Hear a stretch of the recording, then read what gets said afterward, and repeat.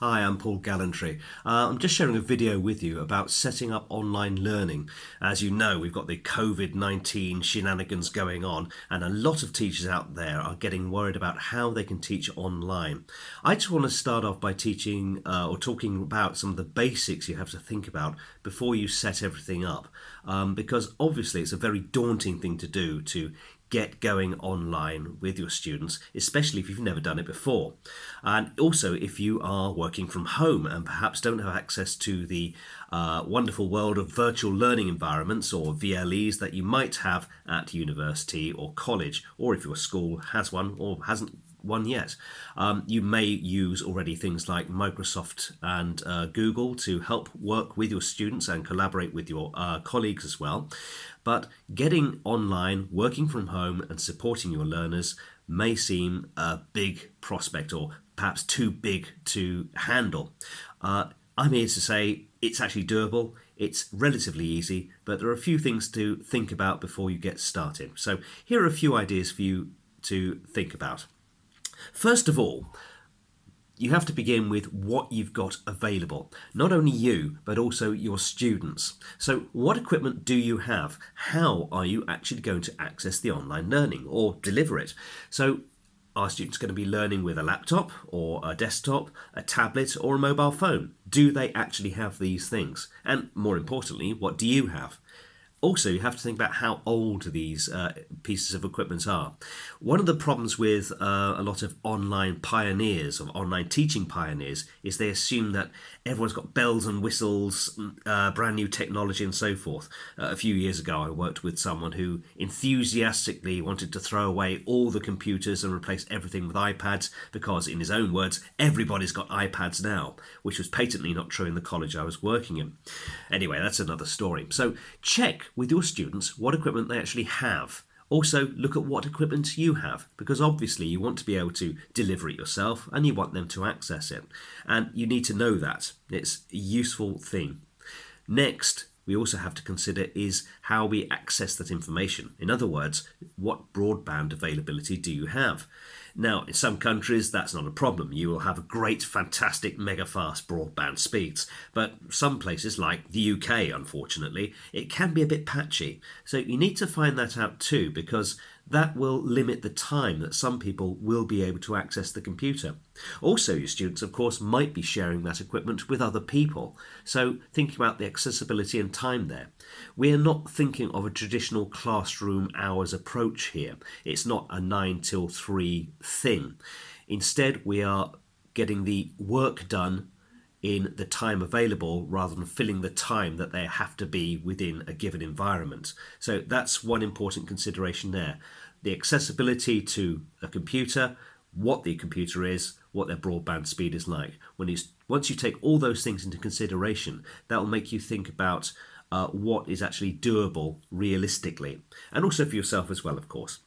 So once we've got that in there, next thing is to make a list of other ideas. So make a list of what your students have got, what you've got, and then get hold of the best technology available, a pen and a notebook, because these will never let you down, guaranteed. So thinking about the list there. Now, with your pen and notebook and a big piece of paper that has your scheme of work on it, look at what you can realistically deliver. We've got to assume at the moment that we're looking at about 3 months worth of achievable targets. Now, not everything in your scheme of work will be necessarily deliverable or doable. We're thinking about perhaps some of the class work and group work you'd normally do with your students. That may not be necessarily doable, or we'll have to rethink how it can be done. For the time being, assume that students are working individually and that they will work at their own pace. So look at your scheme of work and look at the things they can achieve by themselves. We'll come to group work in a later video and how we can achieve that.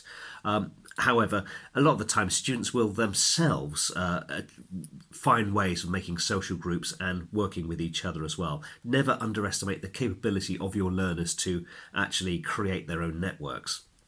They might need a bit of a push sometimes, especially a push out of bed, but, they can do it.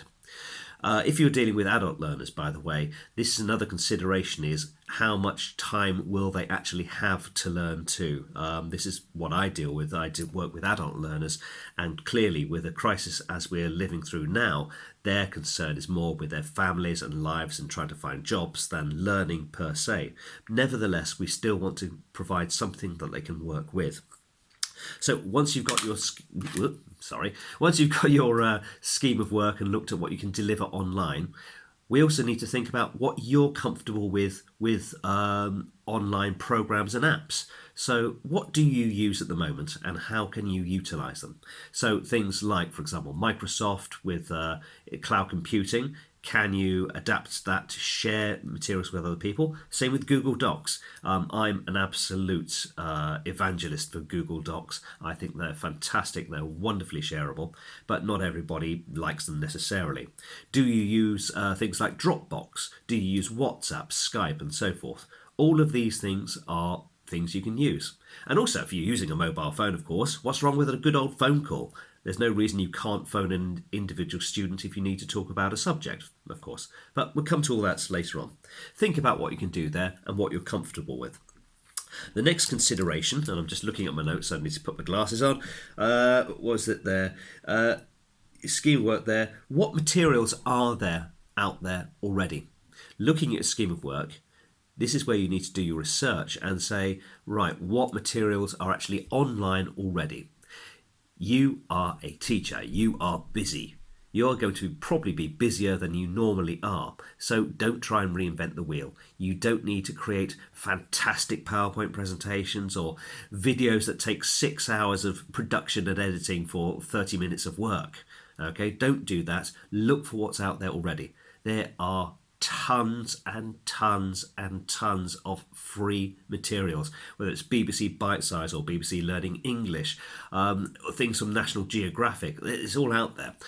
Your job here is not as a class manager, but rather as a curator of materials.